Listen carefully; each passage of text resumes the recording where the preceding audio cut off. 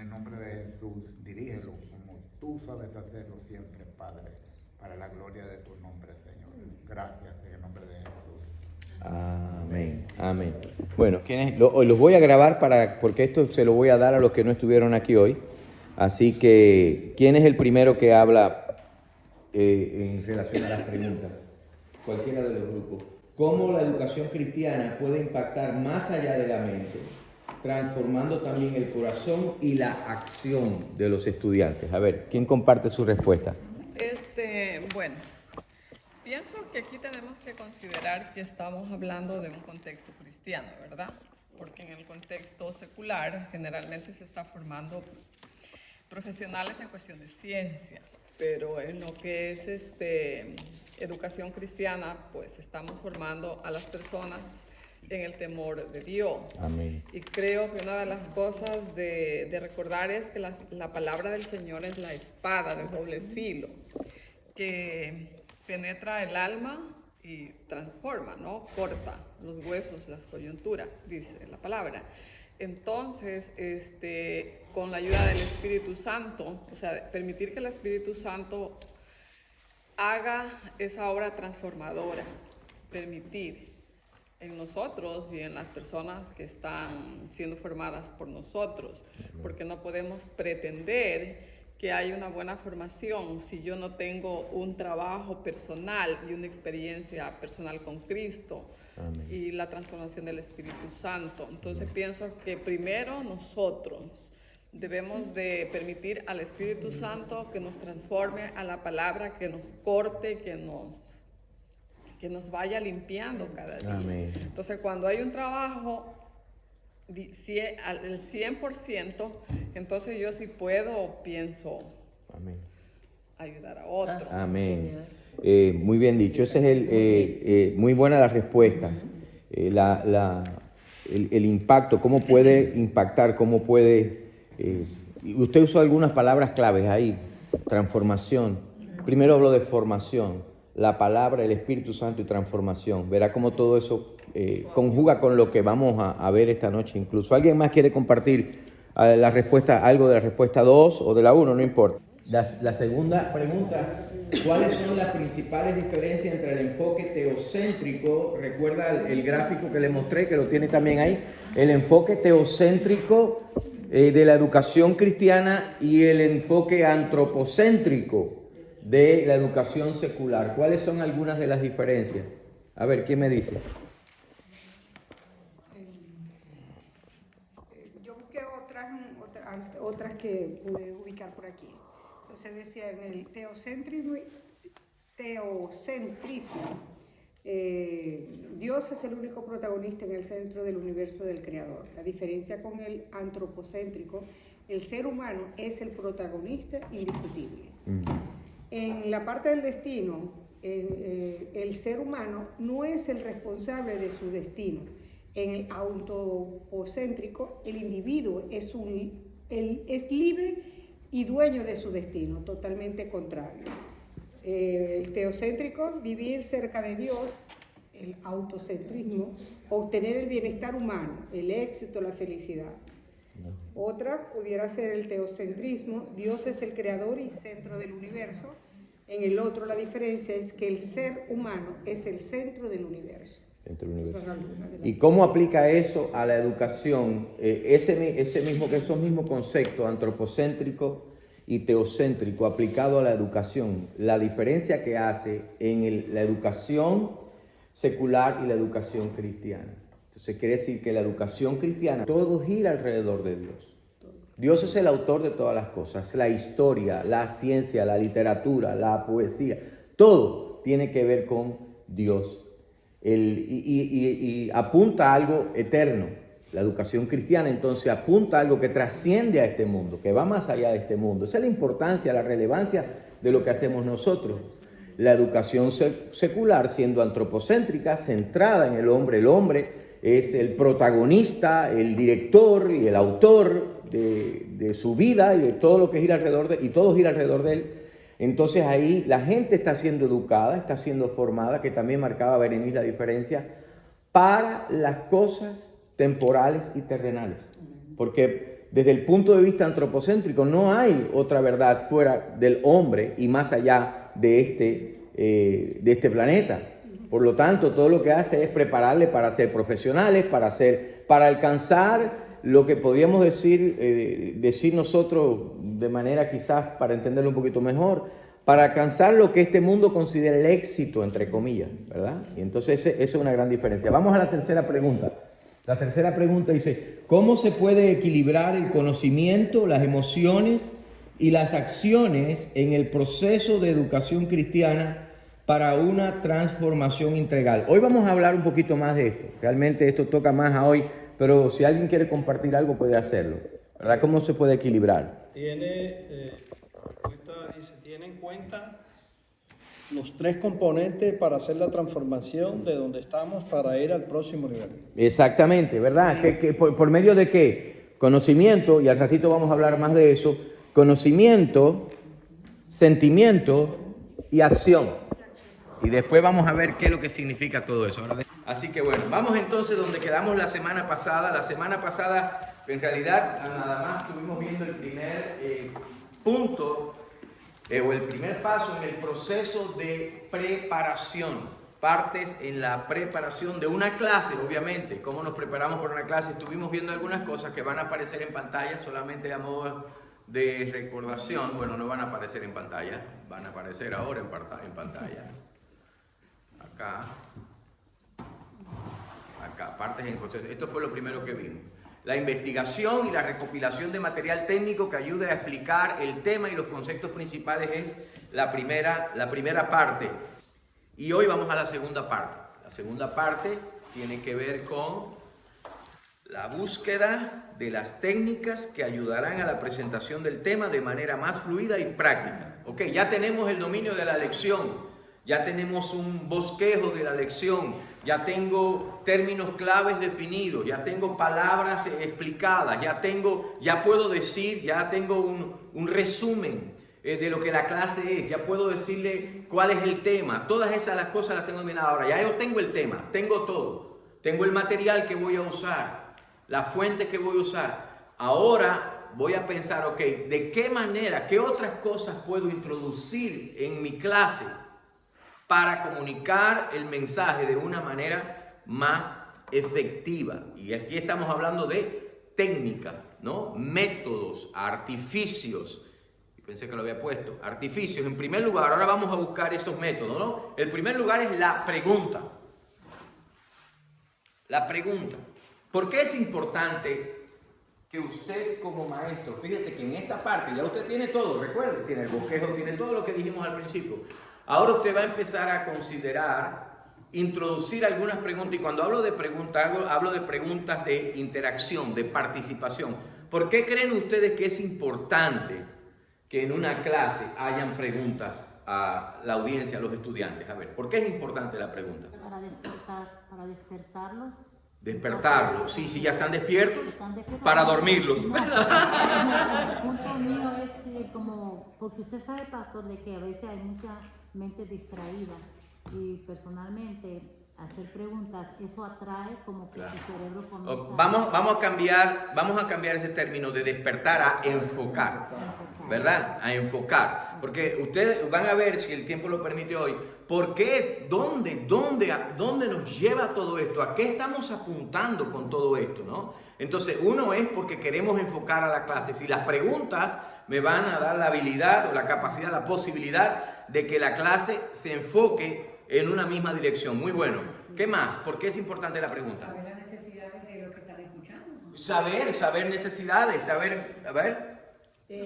Conocer, saber qué saben ellos del tema, qué conocen del tema. participación. Usted quiere saber varias cosas y una de ellas es, número uno, ¿están aprendiendo lo que estoy enseñando o dónde se encuentran en relación a este tema? Es una manera de evaluar la clase, ¿no? Ahora, la pregunta o las preguntas, pero digo la pregunta para hacerlo de una manera más simple, pero le da a la clase dinámica, dinamismo, esa es la palabra, ¿no? Promueve la participación.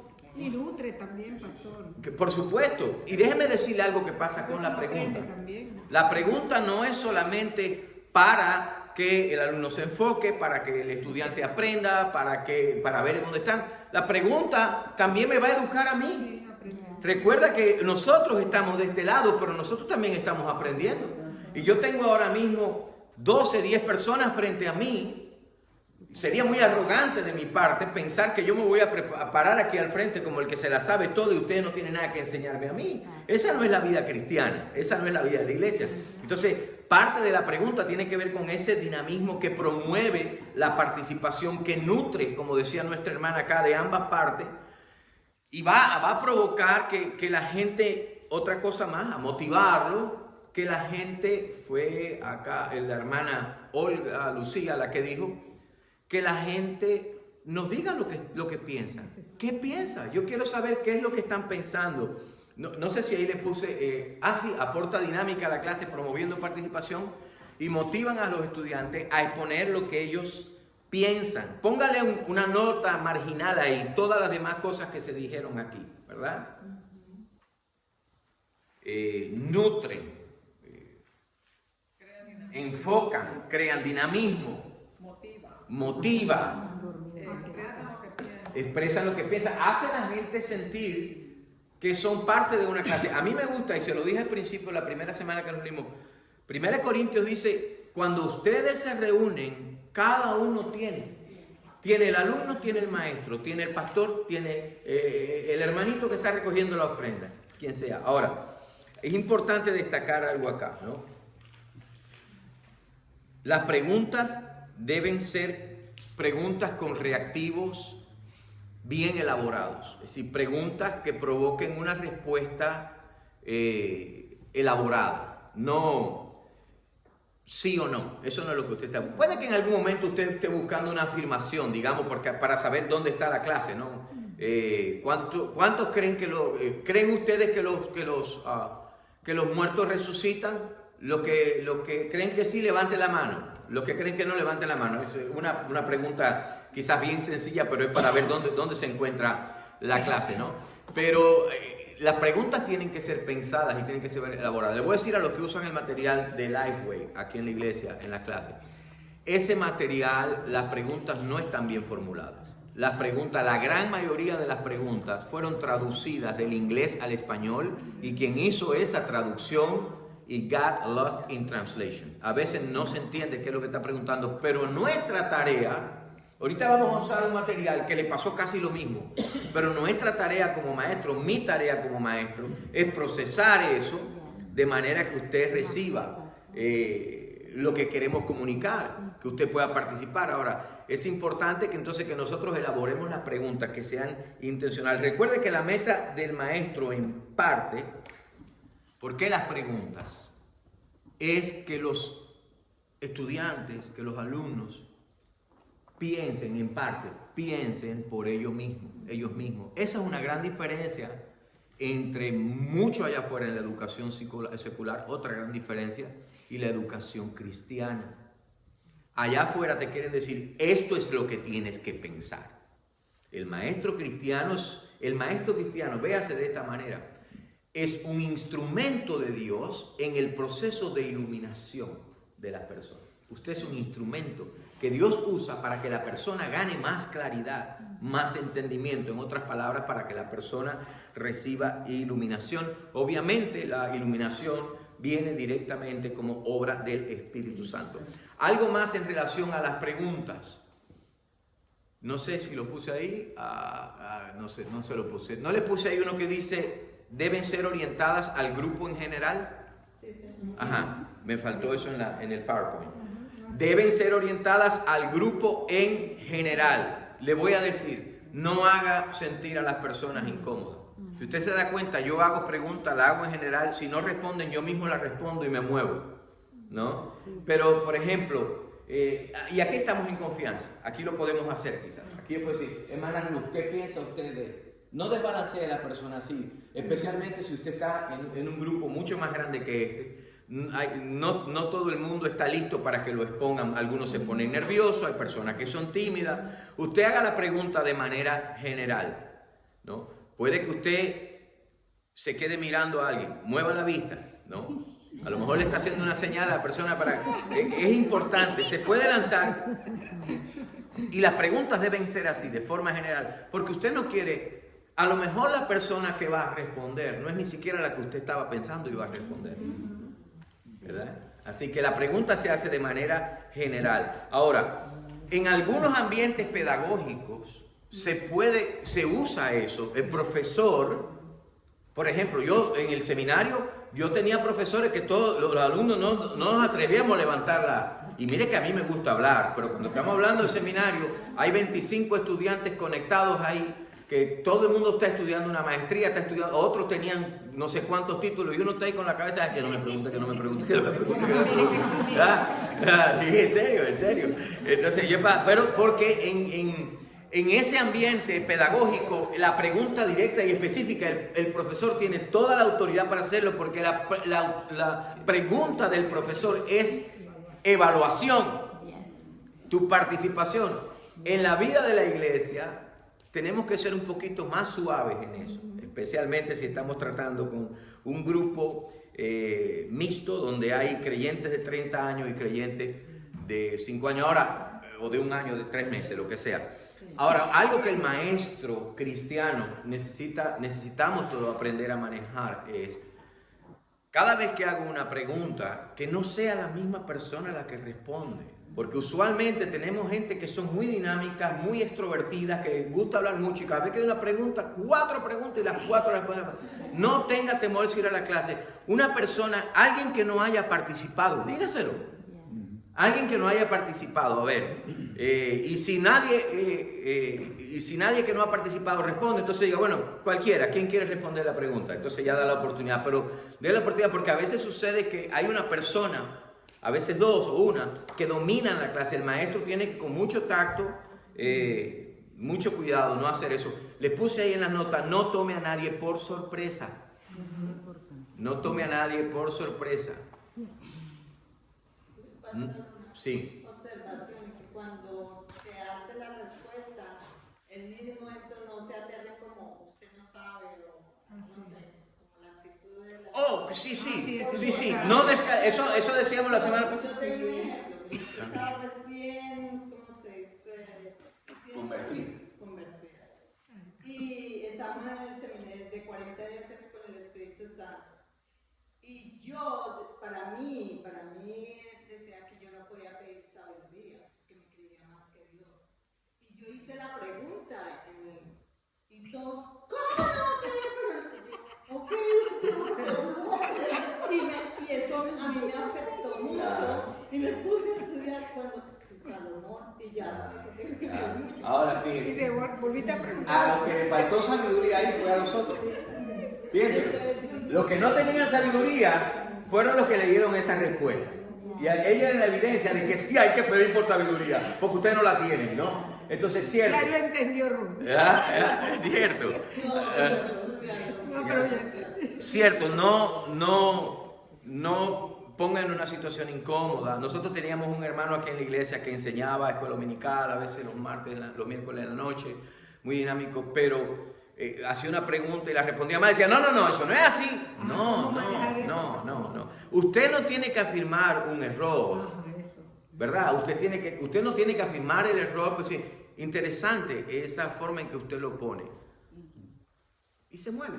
Eso es todo lo que tiene que hacer. Seguro que se va a aclarar con otra respuesta. Exactamente, porque más adelante se va a aclarar la duda.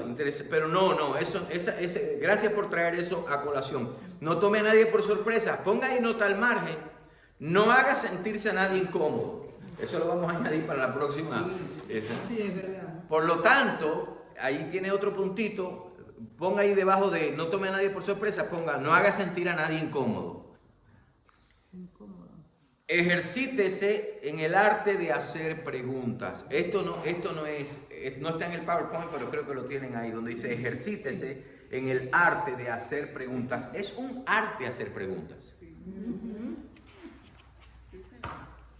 Henry Stoker dice, un experto en lo que tiene que ver con técnicas de educación, dice, el dominio de la técnica interrogativa perfecta casi puede hablarse de un arte de preguntar. Constituye una de las condiciones esenciales de la buena enseñanza. La forma didáctica interrogativa es un arte en el cual el verdadero maestro jamás dejará de aprender, aunque alcance la edad de Matusalén. Es un arte, practique. Yo por eso le digo, escriba su bosquejo, escriba las preguntas. Y escriba las preguntas, la misma pregunta de 2 o 3 maneras. No sé si usted se ha dado cuenta, por ejemplo, a veces estoy el miércoles de la noche y hago una pregunta. Y yo me doy cuenta que no captaron. No es que no saben, es que la forma en que yo formulé la pregunta no comunicó. O alguien responde algo que no era lo que la pregunta realmente estaba buscando. Entonces, ¿qué hago? Vuelvo a hacer la misma pregunta de otra manera. Le voy a decir, como buen maestro, escriba la pregunta. No trate de memorizarlo todo. Alguien ha dicho que el lápiz más pequeño es más fiel que la memoria más grande. ¿Ah? Escríbalo, ¿verdad? Escriba la pregunta, escríbala de 2 o 3 maneras diferentes. ¿Cómo voy a comunicarlo? Si ve que no está, dígalo de otra forma, dígalo de otra forma. Ahora, algo importante, eso sí está en las pantallas, no use excesivamente el hacer preguntas. Una clase no consiste solamente de preguntas. La pregunta es una de las técnicas que empleo. No abuse del método de hacer preguntas. Una pregunta quizás al principio, a veces se le llaman preguntas de rompehielo, ¿verdad? Que a veces no están ni directamente relacionadas con la clase, pero es para enfocar a la clase. Una pregunta en cada punto, si la clase tiene 3, 4 puntos, una pregunta en cada punto, ¿verdad? Porque usted no quiere convertir la clase solamente en preguntas y respuestas, Ahora, tenga su propia respuesta. Es decir, usted va a hacer una pregunta, pero usted ya vaya a la clase con su propia respuesta. Y le digo algo más. Llévese el lápiz para que usted anote cosas que van a decir los estudiantes que usted ni siquiera le pasó por la cabeza. Porque cuando ustedes se reúnen, cada uno tiene. Yo estoy aquí, estoy aprendiendo también, ¿verdad? De hecho, ya dije 2 o 3 cosas que la próxima vez que yo haga este taller las voy a incluir, que salieron de allá para acá. Estamos aprendiendo. Haga preguntas. Perdón, yo aprendí también a no decir la palabra se están dormidos. ¿Por qué? ¿Cómo? ¿Verdad? Estoy aprendiendo. Comunicar, es decir, voy a decir lo mismo, pero lo voy a decir de otra manera, ¿no? ¿Verdad? Imagínense que yo llegue acá y le voy a hacer una pregunta a ustedes para que despierten. Tiene razón, pastor. Usted haga la pregunta, pero ella está respondiendo en un entrenamiento de maestro, así que es válido lo que dice. ¿Ok? Muy bien, hermana, no se cohiba.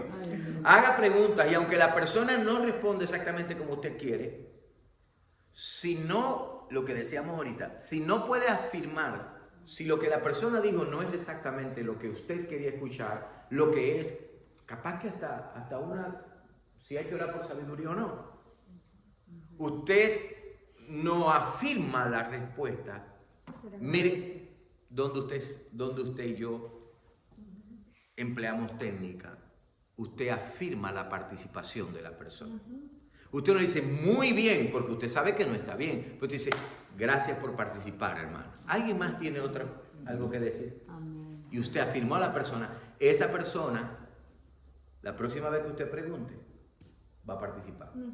Va a querer participar porque se siente motivada, se siente halagada. Así que, ¿verdad? Agradezca la participación. Eso estaba en las notas. Agradezca la participación, afirme. No descalifique. Lo que la historia de Ruth como que vino para esta enseñanza. No descalifique a las personas. Si lo hace, si descalificamos a alguien así delante de todo el mundo, la próxima vez que usted haga una pregunta, la última persona que va a querer hablar es esa.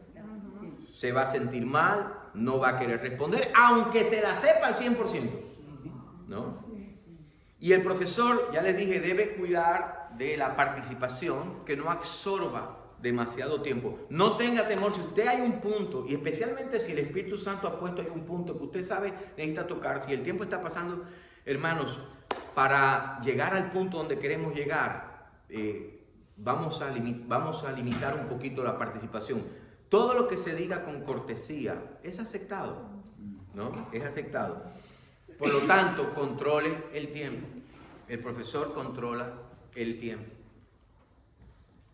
Para controlar el tiempo, especialmente aquí en la iglesia, en la escuela dominical, una de las cosas que propongo a ustedes aquí, que estamos solos nosotros, es que alguien le esconda la campana domingo.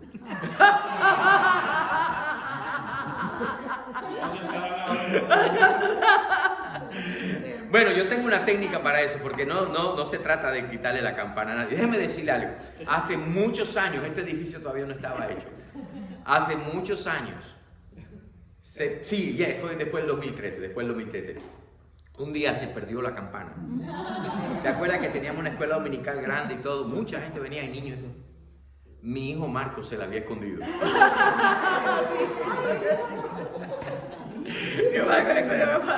Pero se lo dice mal, después fue y se la buscó, ¿no? Pero lo tuvo un ratito desesperado. La campana, llegó a la iglesia. Marco le había escondido la campana. Nadie imite a Marco en esto, ¿ok?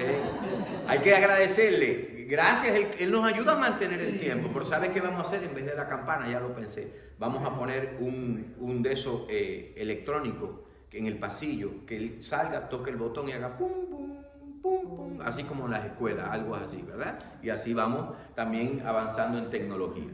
Muy bien. Hay que medir, para controlar el tiempo, usted tiene que saber de antemano, desde que preparó el bosquejo. ¿Se acuerda que le decía la dosificación del tema? La dosis de tiempo que le va a dar a cada punto. La dosificación del tema, trataba de eso, le hablé en la clase anterior. No podemos comprometer, por eso les decía, no podemos comprometer ni dejar de dar lo que nosotros sabemos. Es el punto donde queremos llevar a los participantes, ¿no? Lo otro que vamos a ver es el testimonio y las ilustraciones. Estamos hablando de técnicas que vamos a emplear, ¿verdad? Ya hablamos de las preguntas y dijimos todas estas cosas en relación a la pregunta. Lo otro es el testimonio y las ilustraciones. Generalmente, tanto las predicaciones como las enseñanzas que damos nosotros contienen principios y contienen valores, podríamos decir, que la humanidad ha puesto en práctica históricamente, o que nosotros hemos experimentado. Se relacionan, lo que quiero decir, con cosas de nuestra vida cotidiana, con experiencias propias, muchas cosas. Hay testimonios positivos, obviamente hay testimonios negativos. Es decir, que quienes hemos recibido la verdad de Dios, la palabra de Dios, y quienes hemos experimentado la gracia de Dios en nuestras vidas, tenemos historias que muchas veces enriquecen y hacen más claro un tema que queremos comunicar. Esa es la importancia de las ilustraciones, ¿no? Y esa es la razón de las ilustraciones. El maestro, entonces, ¿qué va a usar? El maestro, le doy un tip, un consejo. Lea biografías de hombres y mujeres de Dios a lo largo de la historia del cristianismo.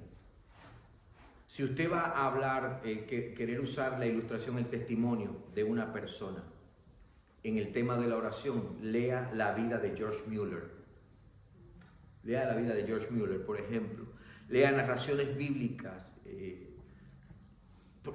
La Biblia está llena de testimonios de personas, de experiencias de personas. Son narraciones, anecdotarios de individuos, pero todas estas cosas, escuche, solamente si pueden servir de ejemplo, ahí está en las notas, o corroborar de manera muy ilustrativa, y enfatizo la palabra muy ilustrativa, la aplicación de su lección.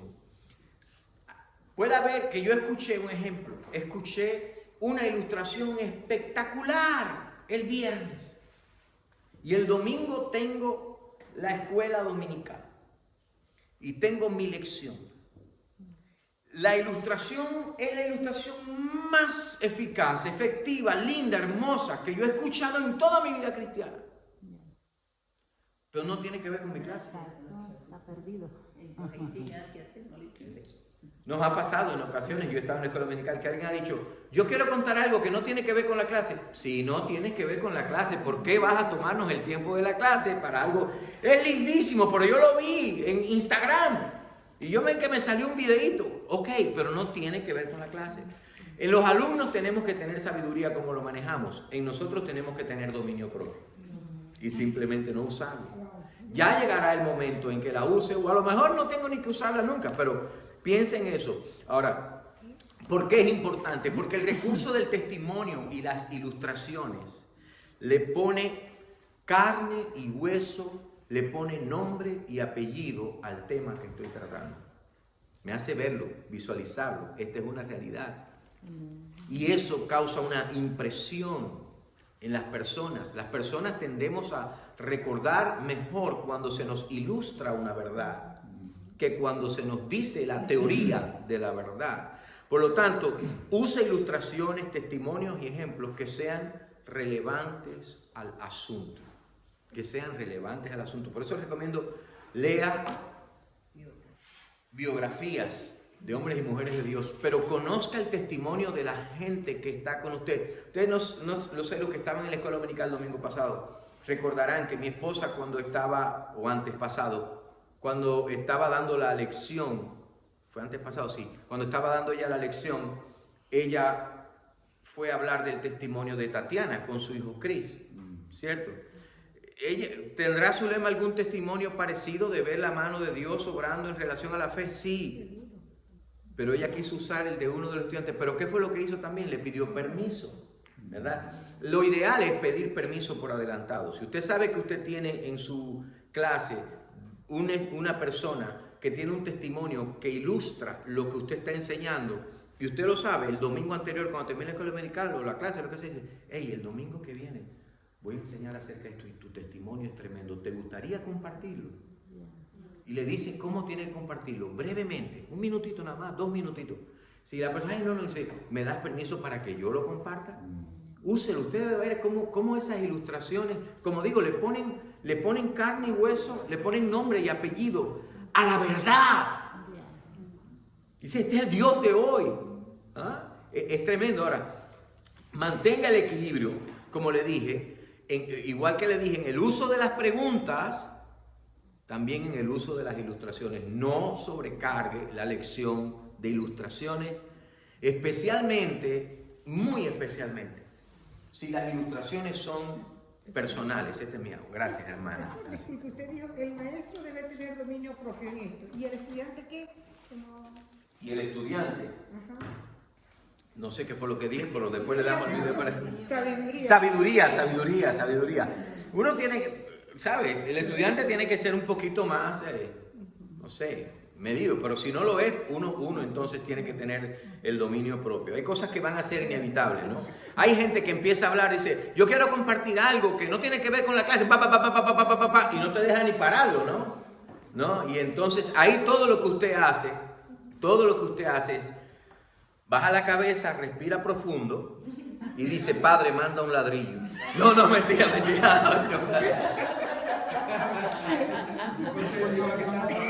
Y mándalo con puntería. Pero le voy a dar una idea. Cuando usted va a introducir la clase, quizás no todos los domingos o todas las veces que se reúne, pero de vez en cuando recuerde las pautas de la clase. Hablamos de eso al principio. El maestro dice cuáles son las pautas. Tenemos un tema hoy, siempre con entusiasmo, tenemos un tema hoy maravilloso acerca de la fe. En la medida que yo he estado preparando esto, de verdad que Dios ha hablado con mi vida. Hoy la hermanita fulana nos va a compartir un pequeño testimonio que tiene que ver con esto. Por lo tanto, yo sé que Dios está haciendo maravilla en todos nosotros. Yo les pido que mantengamos el enfoque en el tema. Si lo que vamos a compartir no tiene que ver con el tema, le garantizo que cuando tenga que ver con el tema, usted es la primera persona. ¿Ya? Si, no tenga pena repetir las pautas, de decirle a la gente, esta es la manera en que queremos hacerlo. No sé si puse evite ser usted el protagonista de todas las ilustraciones. Eso pasa, ¿no? Sí, claro, evite ser usted el protagonista de todas las ilustraciones. Mantenga el equilibrio. Recuerde que usted no está presentando un resumen personal. Yo uso ilustraciones personales porque tengo 50 años en el Señor y porque he visto la mano de Dios, pero la uso con cuidado, la uso con sabiduría, porque lo que yo estoy presentando aquí no es el resumen de Ángel Izquierdo, es a la persona de Cristo. No quiero que la gente pierda el enfoque en eso. Mantenga el equilibrio en el uso de las preguntas, en el uso de las ilustraciones, especialmente las que son personales. Si es el testimonio y las ilustraciones acá, si es útil para la lección, use el testimonio, ya se lo dije hace un ratito, de alguno de los presentes, pidiendo permiso de antemano o pidiendo a la persona misma que lo comparta. Si usted conoce el testimonio, ya.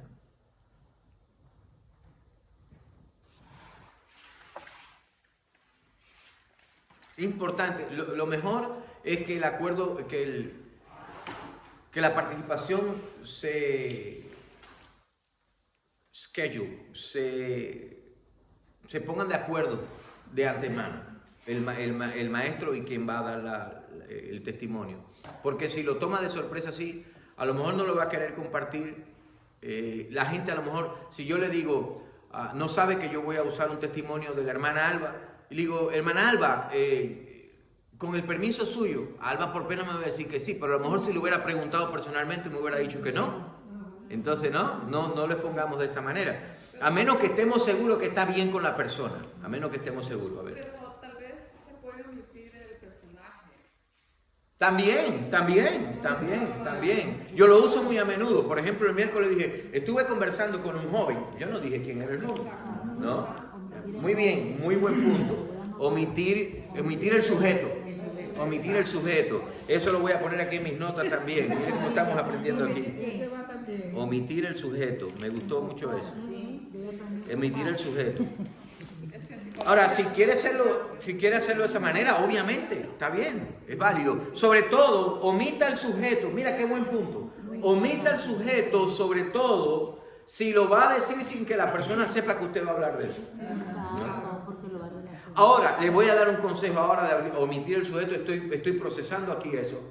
Si es algo negativo, no lo cuente. No lo diga.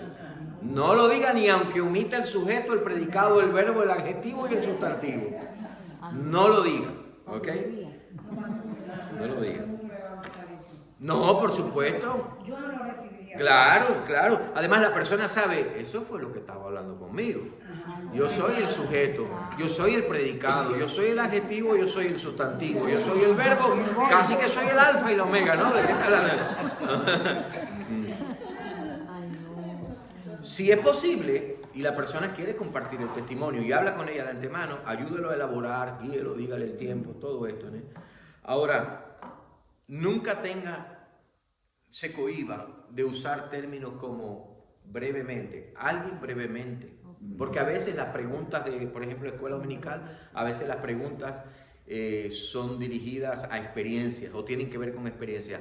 ¿Alguien alguna vez tuvo una experiencia en la que confió en Dios y obedeció a Dios aun cuando no entendía por qué tenía que hacer eso? ¿No? ¿Alguna vez alguien ha tenido una experiencia en la que dijo, voy a confiar en Dios aunque lo que me está mandando a hacer no lo entiendo? A Zulema le hicieron esa pregunta una vez, se la hice yo mismo. Y ella me dijo, sí. Ahí omití. ¿Alguna vez has obedecido a Dios en algo que tú misma te has preguntado? ¿Por qué? No lo entiendo. Y ella dijo, sí, cuando me casé contigo. ¿Verdad? Ay, qué verdad. No tenga de temor de decir a la gente, en pocas palabras, alguien podría decir, brevemente, alguien enfatice eso, especialmente entre latinos, en síntesis. Alguien puede de manera resumida, y si quiere y se da cuenta que a veces como que no te están prestando atención, alguien puede de manera resumida, es decir, brevemente, ya lo dijiste 2 veces, ¿no? No tenga temor de usar eso. De ser posible, como le dije, establezca pautas que se conviertan en hábitos de la clase, que ya la gente esté acostumbrada, que ya la gente se... Ya nosotros aquí, en las 3 semanas que llevamos reuniendo, tenemos nuestros hábitos aquí, ya sabemos cómo interactuar, cómo responder, nos vamos acostumbrando, ¿verdad? Ahora, tenga siempre presente la importancia de ser equilibrado en el testimonio, especialmente en el testimonio que me pone a mí como el ejemplo. Que la persona que hay que elevar en la clase es a Cristo Jesús. No es al maestro, no es a los alumnos. Nuestro mensaje es Cristo. Cristo, Cristo, Cristo. Y el profesor va a tomar algunos aspectos importantes de la clase, le va a pedir a los estudiantes que participen. Es obvio, pero nuestra meta es Cristo. A quien nosotros estamos promoviendo y exaltando es al Señor Jesucristo. Le voy a decir algo en cuanto a asignar, que es lo siguiente, distribución de asignaciones y participación. Eso es importante.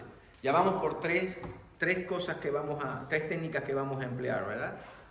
Vamos a emplear la pregunta, vamos a emplear el testimonio, la ilustración y vamos a distribuir asignaciones. ¿De qué estoy hablando? La lectura de la Biblia.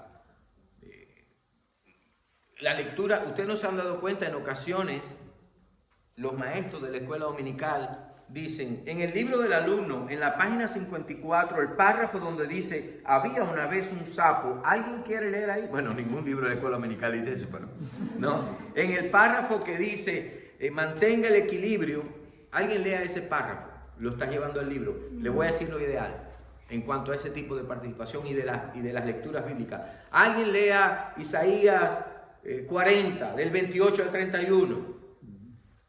Tenga papelito. Cuando los alumnos van llegando y se les gustaría tener una lectura. Así cuando, ¿a qué ayuda eso? ¿A qué ayuda eso? Tiempo. Fluir de la clase. Integración. ¿Verdad? Integración, participación. ¿Ya? No lea todas las lecturas usted.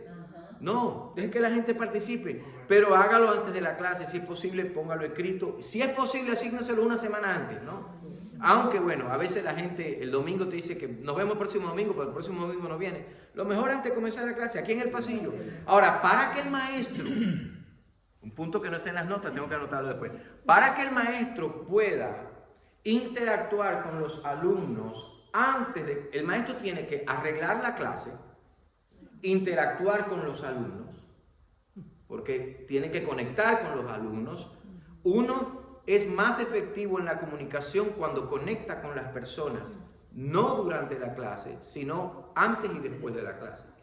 Entonces, ¿qué tiene que hacer el maestro para poder preparar el aula, repartir las asignaciones y conectar con la gente? ¿Qué es fundamental que tenga que hacer? A ver si alguien me responde.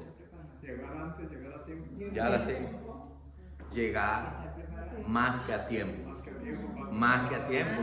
Tiene que estar preparado y parte de la preparación, póngalo ahí grandísimo, se llama puntualidad. Les voy a decir que no es un problema en la escuela dominical aquí, gracias a Dios, en este tiempo. El maestro tiene que ser un ejemplo en puntualidad, número uno, pero necesita estar a tiempo para poder conectar con la gente, para poder darle su notita. Que bueno, por ejemplo, que Vilma y Oscar vienen hasta con desayuno para la gente. Para hacer desayuno hay que venirte más temprano todavía. No, pastor, y yo vengo temprano para poder tomar café rápido. Ah, y para tomarse el café rápido, ¿no? Así que eso es importante.